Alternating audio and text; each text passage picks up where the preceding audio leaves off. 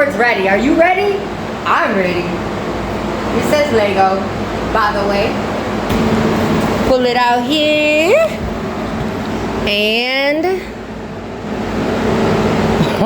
oh my goodness. Look at this.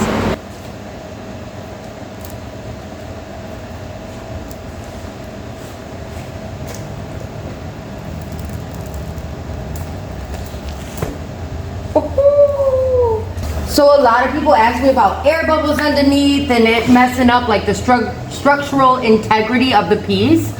But I've been working with resin for a really long time. So I did my best with the knowledge that I had to be able to not have that much. And I think I did a pretty damn good job. So let me give you a scan from underneath. This is the bottom. I think I did a pretty good job keeping everything to a minimum. All right. And here's the top. Look at that, man. That is so fly, bro. I like that. Look, and then we got a little shark dude. Shark eating the dude. Then I got a little flame over here, a little head. Little flame. Then we got the dog and the dog bone.